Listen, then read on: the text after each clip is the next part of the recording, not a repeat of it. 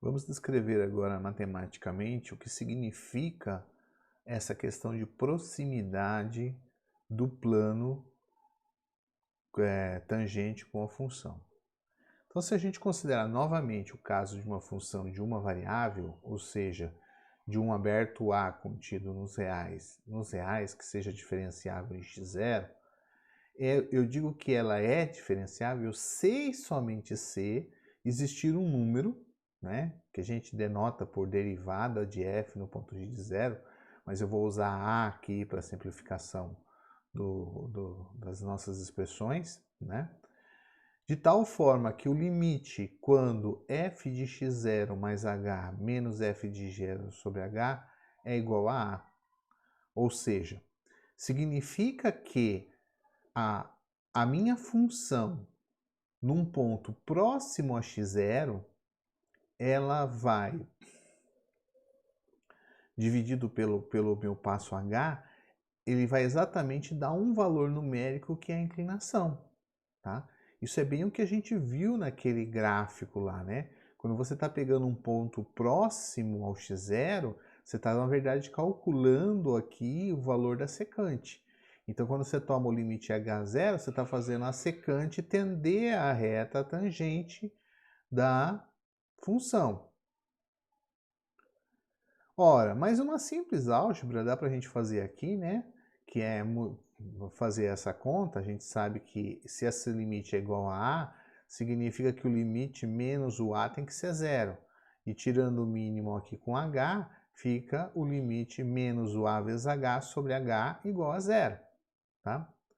Ou seja, esse limite aqui, que é equivalente a esse, ele está dizendo que a função em x0 mais h, ela está próxima de f de x0 mais a vezes h, né? Porque eu estou subtraindo. E que ela se aproxima mais rapidamente desse valor do que h vai para zero. Tá? Por isso que esse limite dá zero. Né? Porque se ele fosse mais devagar do que o h, esse limite daria infinito. Não é o caso aqui. Tá? Então, dizer que isso aqui vai para zero é dizer que essa função se aproxima mais rapidamente disso aqui do que o h vai para zero. Tá? Uma outra coisa que a gente pode fazer aqui, porque aqui o h pode ser positivo ou negativo, né? E também é um equivalente, tanto faz usar essa versão como usar a função com um módulo de h aqui dividindo. Mas o que é importante desse limite é dizer que f de x0 mais h está mais próximo do que f de x0 mais h do que a distância entre x0 mais h e x0, que é módulo de h. Tá? Então, quando eu faço isso tender a zero, isso aqui vai mais rapidamente para zero do que esse cara. E é essa ideia que a gente vai transferir para funções de duas ou mais variáveis. Esse conceito de proximidade, em que o ponto próximo do meu ponto que eu quero calcular ou verificar a diferenciabilidade, ele está próximo de uma aproximação linear da minha função. Então, esta é a definição que a gente vai utilizar para diferenciável. Então, eu vou considerar aqui uma função de um conjunto aberto do R2 nos reais com um ponto x0 e y0 pertencente a A. Então, eu digo que ela é diferenciável em x0 e y0 se e somente se existirem duas constantes A e B, de tal forma que a função f de x0 mais h, y de 0 mais k, ou seja, numa vizinhança do meu ponto x0 e y0, está menos, né, f de x0 e y0, menos a vezes h, menos b vezes k, dividido pela norma do vetor hk. E o limite disso, quando h e k vão para zero, é zero. Observe como isso aqui traduz realmente o conceito de proximidade. Ele está dizendo que a função neste ponto próximo de x0 e y0 é aproximadamente esse cara aqui, f de x0 e y0 mais a vezes h mais b vezes k. E esta função se aproxima disso aqui mais rapidamente do que o tamanho desse vetor. E o tamanho desse vetor nada mais é do que essa situação que eu tenho aqui, né? Se você considerar o domínio, eu estou considerando o meu ponto aqui, que é o x0, y0, e o meu ponto, né? Então tem aqui, ó, x0, y0, e eu estou considerando um ponto ou uma região, tá? Uma região onde que eu quero garantir essa proximidade. Então, na verdade, esse meu ponto aqui, ele pode ser expresso na forma de um x0 mais h, y0 mais k, tá? Esta é a ideia, né? Então ele está dizendo que a função calculada nesse ponto, ela se aproxima mais rapidamente dessa expressão linear do que essa distância. E essa distância é exatamente esse vetor que está aqui, ó, né? Então deixa eu pegar aqui uma outra cor, né? Pegar o marrom aqui. Essa distância que está aqui, daqui a aqui, ó, ela é dada justamente pelo vetor HK. Porque x0 mais h menos x0 dá o h, y0 mais k menos y0 dá o k. Então, o tamanho dessa distância vai ser dado justamente pela norma do vetor HK.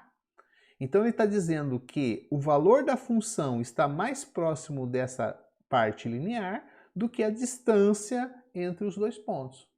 Que é exatamente a mesma analogia que a gente tinha aqui, né? Ó, f de x0 mais h está mais próximo dessa parte linear do que a minha distância entre os dois pontos, que é o x0 mais h e o x0, né? Que a distância é h. Tá? Então, esse conceito, ele realmente generaliza a minha ideia de proximidade. Para facilitar a nossa escrita, em alguns casos a gente vai chamar essa parte do numerador aqui, ó, de uma função e que depende de h e k. Na verdade, essa função e depende de x0 e y0 também, né? Mas para cada x0 e y0 tem uma e diferente, ok? Mas basicamente o que me interessa aqui são as variáveis h e k, porque são os pontos de variação. x0 e y0 são valores fixos. Então eu tenho exatamente essa expressão que está relacionada aqui em cima. Bom, por que esse conceito de diferenciabilidade é útil? Ele é útil porque garante aquilo que nós estávamos procurando. Se a função é diferenciável em x0 e y0, então a função é contínua em x0 e y0.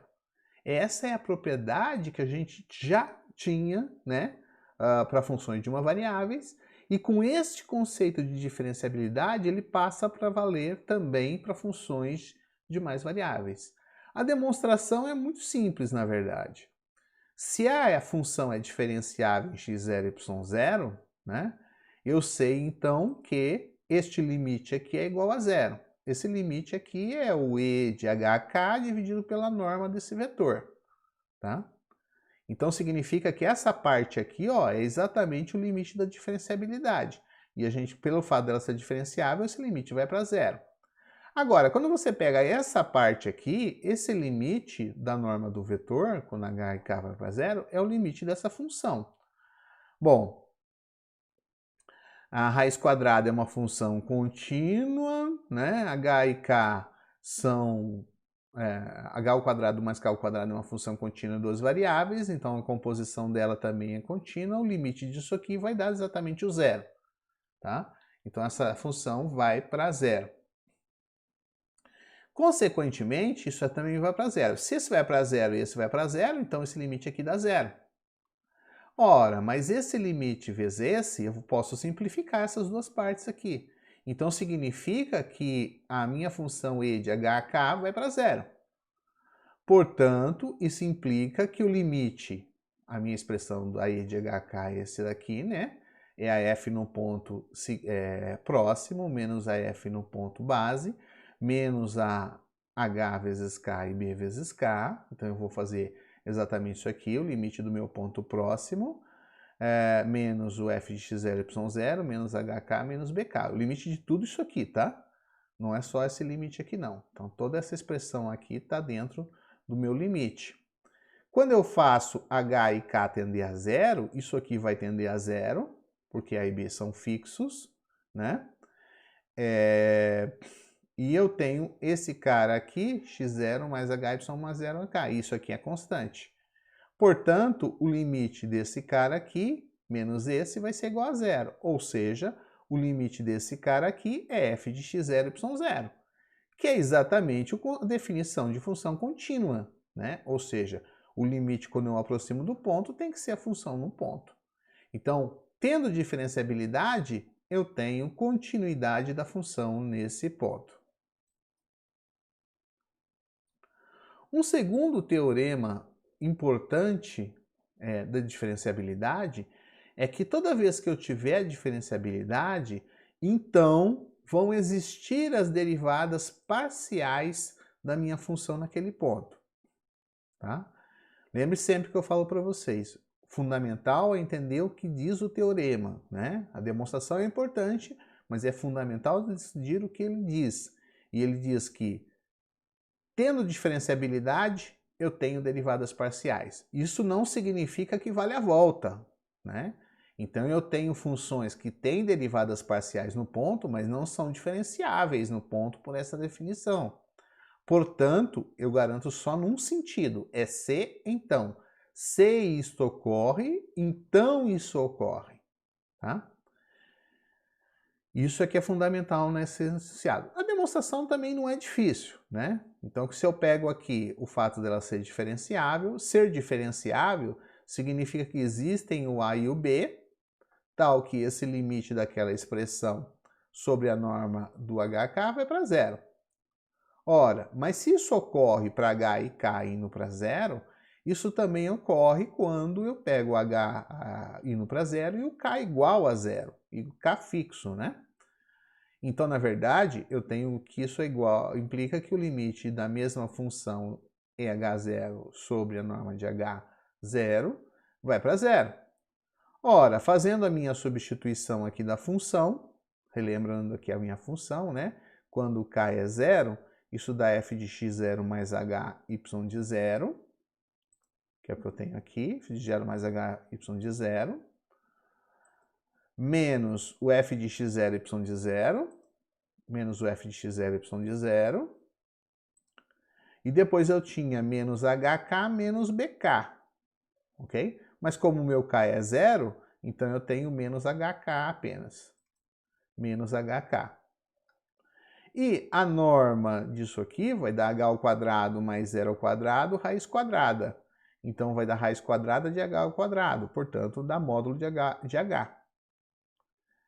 Isso significa que isso é equivalente ao limite quando h vai a zero de f de x0 mais hy de zero, menos f de x0 sobre y0 sobre h, igual a A.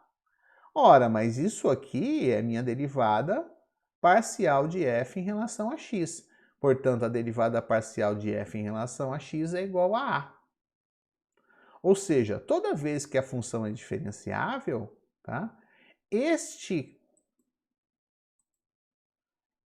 A que tem que existir aqui para que esse limite dê zero, tem que ser a derivada parcial da minha função no ponto. Tá?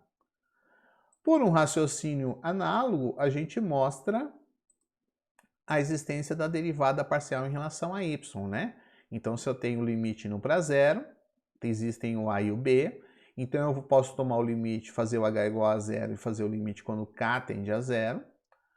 Portanto, eu tenho o limite dessa função. Isso corresponde a x0 mais h, x0 mais 0, da x0, y0 mais k, menos f de x0, y0, menos a vezes h vai dar zero, sobra menos b sobre k, sobre essa norma, que é raiz quadrada de 0 ao quadrado mais k ao quadrado, que é o módulo de k.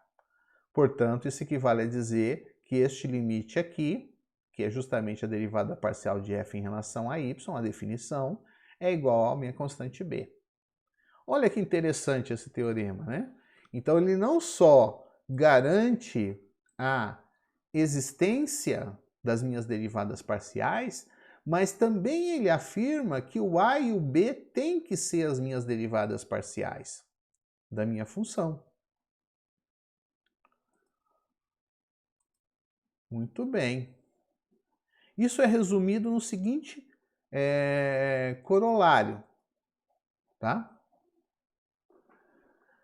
Observe que a existência das derivadas parciais não é suficiente. Mas esse corolário, ele é uma simplificação da definição de diferenciabilidade e ele é o que normalmente é utilizado para provar a diferenciabilidade da função. Então, se você tem uma função diferenciável num ponto, ou a função é diferenciável num ponto, se e somente se as derivadas parciais existem no ponto e o limite que a gente utiliza para a definição vai igual a zero, só que agora o a pode ser diretamente substituído pela derivada parcial em relação a x e a derivada parcial em relação a y. Então observe que isso aqui não é exatamente a definição que nós tínhamos ali atrás, né? Na definição que nós tínhamos ali atrás, nós tínhamos aqui, né? Cadê? Aqui. A definição que nós tínhamos aqui, nós tínhamos a minha E, mas com valores A e B que eu desconhecia quais são. Eu precisava encontrar esses A e Bs. Agora, aqui eu estou dizendo o seguinte, nesse corolário. O limite que eu preciso verificar, basta verificar exatamente para a derivada parcial em relação a x e em relação a y, tá? Então, eu já não preciso mais usar um a e b qualquer e localizar ele de uma forma. Ele vai ser a derivada parcial de um e a derivada parcial de outro. Então, se você tiver este limite existindo com as derivadas parciais e essas derivadas parciais existem, então a minha função é diferenciável. Então, esta é o que normalmente a gente utiliza quando tem que provar a diferenciabilidade pela definição. A gente utiliza este corolário aqui por ser mais próximo. Ok? Esta parte que está aqui, ó, essa parte que aparece aqui, que vem no numerador, né? O numerador vem tudo isso aqui. O numerador diz que a minha função está se aproximando mais rapidamente deste pedaço do que a distância entre os dois pontos. Então essa parte aqui, que é a parte que vai fazer essa minha aproximação da função f, é que é denominada de aproximação linear para a minha função de duas variáveis. Então nós definimos aqui uma função L de x0 mais h, y0 mais k, tá? Como sendo o ponto onde eu estou fazendo a tangência, mais h vezes a derivada parcial de f em relação a x no ponto, mais k vezes a derivada de f em relação a y no ponto. E isso é uma aproximação linear para a minha função. E no caso, a minha função E, a gente pode denominar de função de erro, né, ou diferença, é o valor real da função menos a minha aproximação linear no ponto.